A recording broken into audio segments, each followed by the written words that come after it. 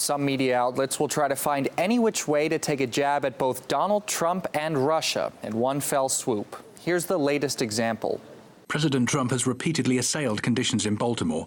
He's not once mentioned the brutal police crackdown in Moscow, where 1,400 peaceful protesters have been arrested. That isn't just some random journalist sharing his opinion on Twitter, though. It's CNN's chief national security correspondent, Jim Sciutto. And his tweet? A response to Donald Trump's comments on the city of Baltimore. But if you're wondering what on earth Trump's statements about Baltimore have to do with Moscow, you're not alone. Weird. It's almost as if one of those is a city in the U.S. and the other is not. Break-in. U.S. president apparently more concerned with U.S. city than Russian city. Note also, Putin hasn't said a word about the conditions in Baltimore. I mean, what the hell is going on here? He also didn't mention that my birthday was coming up. Racist. CNN covered every twist and turn of the Trump-Russia investigation. Why? One of CNN's supervising producers was caught admitting the ratings are more important than the evidence. Then why is CNN constantly like, Russia this, Russia that? Because it's ratings. Because it's ratings? Our ratings are incredible right now. There's just one small problem, though. CNN's viewership actually took a dive, and the station wasn't alone in the frenzy. Even former mainstream media personalities are saying things have gone too far. For months, MSNBC built segment after segment, show after show on building anticipation for a big reveal when we would learn the true depths of Trump's fealty and direct conspiracy with Putin. Russia conspiracy was great for ratings among the key demographic of empty nesters on the coast with too much time on their hands.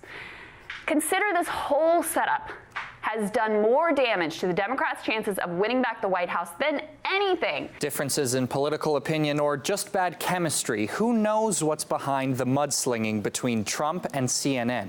Being president isn't fun anymore. It's likely a welcome break from having to do the other stuff, like acting like a grown-up and, governing. No, not you. Not you. Your organization's terrible. When that is really the whole point, Trump being Trump. What comes out of his mouth is a reflection of who he is. CNN should be ashamed of itself having you working for them. My sense of it is, covering him for a pretty long period of time now, is that he's more crazy like a fox. Can you give us a question? Don't be rude. No, I'm not going to give you a question. I'm not going to give you a question. Can you stay categorical? You are fake news. So name-calling and Russia bashing in the political arena rages on. But what about those issues that affect everyday Americans, like health care and the environment? Many residents of Flint, Michigan are still drinking water carried by pipes containing lead. Polls have found that over half of Americans refused or delayed medical treatment they couldn't afford in 2018. So while Americans face hurdles to have basic amenities, here's a Twitter battle over who's not doing their job properly and a protest on the other side of the world. When you work for, let's say, CNN or whatever, and you have literally and actually nothing to do but to attack Trump and Russia while you're at it, does it surprise anybody? Does it surprise anybody that they went from Baltimore to, well, why aren't you talking about Russia?